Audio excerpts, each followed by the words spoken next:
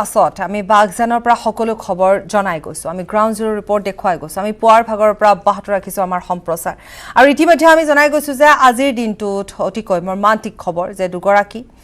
যেহেতু লোক তেওঁলোক কৰ্মচাৰী আছিল অইল ইণ্ডিয়াত কৰ্মৰত আছিল আৰু সেই সময়ছোৱাত যি সময়ছোৱাত অগ্নিকাণ্ড সংঘটিত হ'ল সেই সময়ছোৱাত দুয়োগৰাকী লোকে পানীত জাপ মাৰিছিল নিজকে ৰক্ষা কৰিবৰ বাবে নিজৰ প্ৰাণ ৰক্ষা কৰিবৰ বাবে কিন্তু সন্ধানহীন হৈ পৰা এই দুজন লোকৰ সন্ধানত পুৱাৰ ভাগৰ পৰা ব্যস্ত আছিল এনডিআৰএফ উপস্থিত আছিল এছডিআৰএফ উপস্থিত আছিল সমান্তৰালভাৱে অল ইণ্ডিয়াৰ কৰ্তৃপক্ষ উপস্থিত আছিল আৰু তাৰ পাছতে উদ্ধাৰ কৰা হ'ল দুটাকৈ মৃতদেহ অৰ্থাৎ মৃত্যুক সাৱটি ল'বলগীয়া হ'ল দুয়োজন লোকে যেহেতু অগ্নি নিৰ্বাপক বাহিনীত কৰ্মৰত আছিল দুয়োগৰাকী লোক আৰু আমি ইতিমধ্যে জনাইছোঁ দুৰ্লভ গগৈ সন্দৰ্ভত আমি সবিশেষ জনাই গৈছোঁ আৰু সমান্তৰালভাৱে আমি কিছু দৃশ্য পুৱাৰ ভাগত উদ্ধাৰ অভিযানৰ সময়ৰ দৃশ্যও আমি এই মুহূৰ্তত দেখুৱাই গৈছোঁ বাগজানৰ ঘটনাক লৈ পূব মণ্ডলৰ ডিআইজি জিতমল দলে মন্তব্য কৰিছিল কি কৈছিল আগবঢ়াম আমি এটুকে চাই আছো যে চাৰিওফালে এতিয়া স্পট ভেৰিফিকেশ্যন কৰি আমি চালোঁ ক'ত বা মানুহ আৰু ফচি আছে নেকি গোটেই মানুহবিলাক আমি ছেফ জেগাত প্ৰথম দায়িত্ব আমাৰ দায়িত্ব ছেফ জেগাত আমি ছেফ কৰাৰ দায়িত্ব সেইখিনি আমি যোৱাকালিয়ে কৰা হ'ল এতিয়াও বাকী আছে নেকি এইখিনি আমি চালোঁ এতিয়া নাই ওচৰত যিখিনি ফেমিলি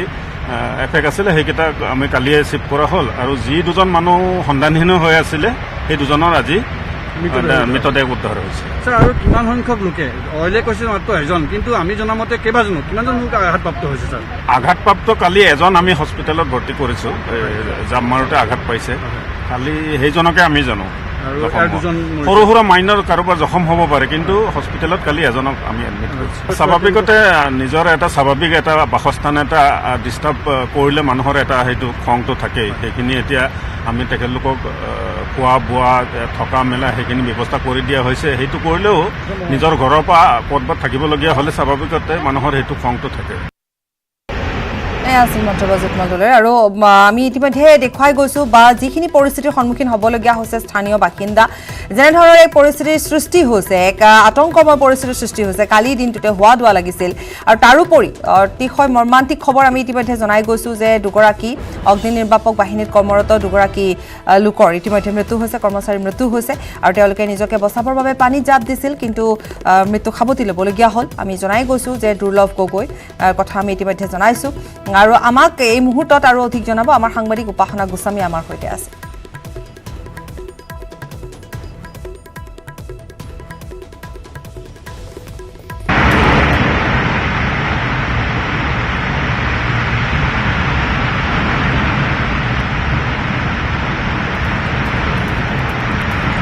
হয় জয়ন্ত মই বৰ্তমান উপস্থিত আছোঁ তিনিচুকীয়া জিলাৰ বাগজানৰ ৫ নম্বৰ বিজিআৰ তৈলঘাটত আৰু ইয়াত যি ভয়ংকৰ পৰিস্থিতি বিৰাজ কৰিছে সেয়া হয়তো আমি কল্পনা কৰিবও নোৱাৰোঁ কিয়নো যোৱাকালি এক বিস্ফোৰণৰ ঘটনা ইয়াত সংঘটিত হৈছিলে বিস্ফোৰণ হোৱাৰ ফলত সমগ্ৰ যি বাগজানবাসী ৰাইজ শংকিত হৈ পৰিছে তাৰ লগতে যি বাগজানৰ অঞ্চল প্ৰায় ৫ কিলোমিটাৰ জুইৰে জ্বলি শেষ হৈ গৈছে বুলি ক'ব লাগিব চাৰখাৰ হৈ গৈছে বুলি ক'ব লাগিব ইতিমধ্যে আৰু মোৰ পিছফালে যদি আমি দৃশ্য দেখাব বিচাৰোঁ তেনেহ'লে তৈলঘাটৰ পৰা যি অগ্নি অহৰহভাৱে যি জুই জ্বলি আছে সেয়া এক উত্তপ্ত পৰিস্থিতি ইয়াত সৃষ্টি কৰিছে বুলি ক'ব লাগিব কিয়নো ৰাইজ যিসকল আছে কিছু দূৰ নিলগতে তেওঁলোকে আছে শিবিৰত এক হাহাকাৰময় পৰিস্থিতি এতিয়ালৈকে যিহেতু তেওঁলোকৰ ঘৰ বাৰী তাৰ লগতে যি খেতিপথাৰসমূহ জ্বলি শেষ হৈ গৈছে চাৰখাৰ হৈ গৈছে বুলি ক'ব লাগিব তেওঁলোক তাৰ ওপৰত বিশ্বাস কৰিব তেওঁলোক সকলো সময়ত কৈ আহিছে প্ৰতিবাদ কৰি আহিছে যে কেনেধৰণৰ পৰিকল্পনা চৰকাৰে কৰিছে ইমান দিনে তেওঁলোকক হয়তো তেওঁলোকে নাজানে কিন্তু চৰকাৰৰ ফালৰ পৰা যি তেওঁলোকক জনাব দিয়া হৈছিলে যে বিশেষজ্ঞ আহিব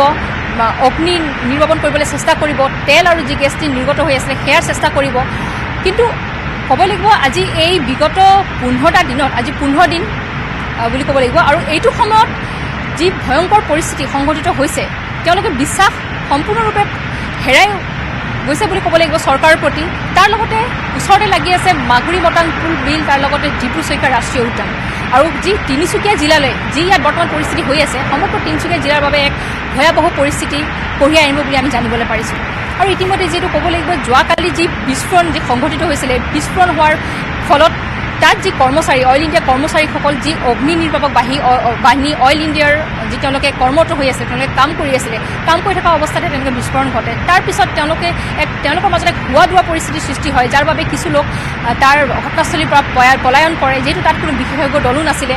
আৰু যি দুজনৰ লোক আঘাতপ্ৰাপ্ত হৈছে তেওঁলোকক ততাতৈয়াকৈ চিকিৎসালয়লৈ লৈ যোৱা হয়। তাৰ লগতে যি দুজন লোক তেওঁলোকে তাত উপস্থিত আছিলে, কিন্তু তেওঁলোক হয়তো আগফালে যে তেওঁলোকে কিবা কৰিছে তাৰ পৰা ওলাই যাব পৰিস্থিতিৰ পৰা তেওঁলোকে সেইটো কৰা নাছিলে, যাৰ বাবে ওচৰতে এখন বিল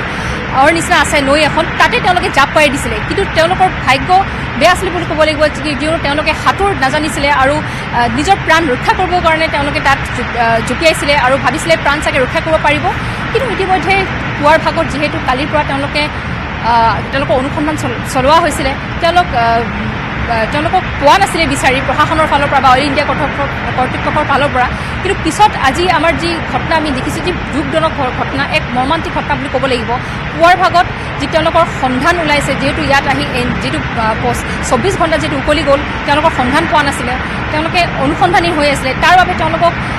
পুৱাৰ ভাগত যি NDRFৰ টীম, SDRFৰ টীম, তাৰ লগতে যি ড্ৰোন স্পেচিয়েলিষ্ট, যিহেতু ড্ৰোন কেমেৰা ইয়াতে ইউজ কৰা হৈছে, ব্যৱহাৰ কৰা হৈছে, কিয়নো তৈলঘাটত কোনো ধৰণৰ লোক তাত যাব পৰা নাই। যি অগ্নিৰ যি তাপ, তাৰ বাবে তাত ওচৰ কোনো চাপিব নোৱাৰে, তাৰ বাবে তেওঁলোকক ড্ৰোন কেমেৰা দি সহায় দেখি পোৱা গৈছিলে। আৰু এটা অনুমান চলোৱা হৈছিলে তেওঁলোকে হয়তো নৈত কৰিব পাৰে, কিন্তু ওচৰ চুবুৰীয়া অঞ্চলত চোৱা হৈছিলে, তেওঁলোকক পোৱা নাছিলোঁ। আৰু নৈত যেতিয়া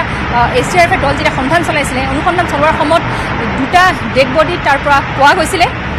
ক'ব লাগিব তেওঁলোকে অইল ইণ্ডিয়াৰ কৰ্মচাৰী হয়। অইল ইণ্ডিয়াৰ যি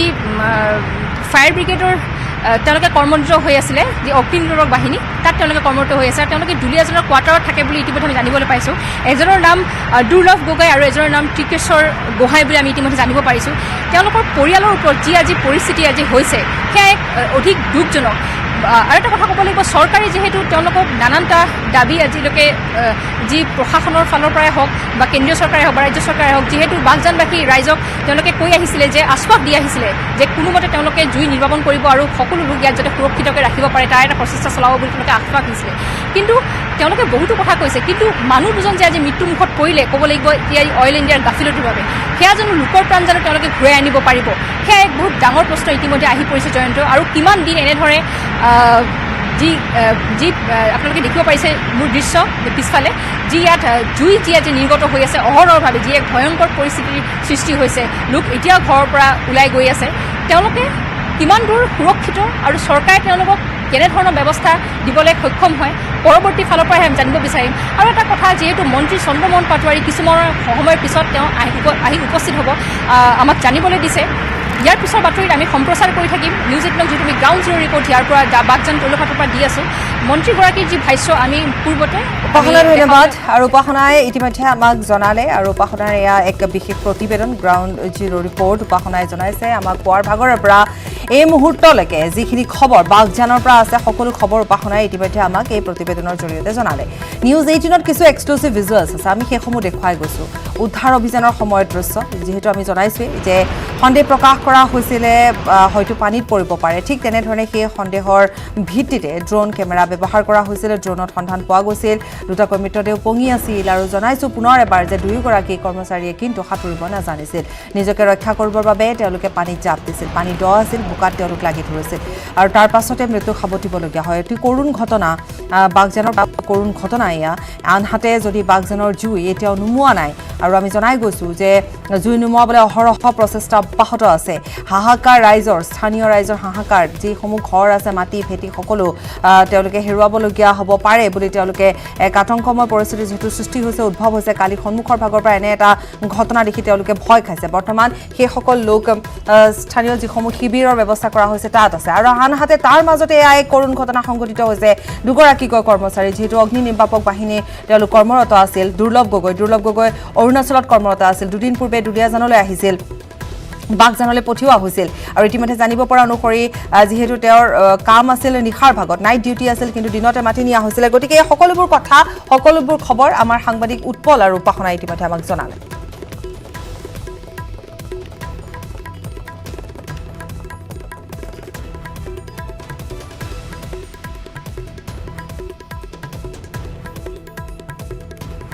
খবৰ এইদৰে অব্যাহত ৰাখিম, সময় পুনৰ বিৰতি।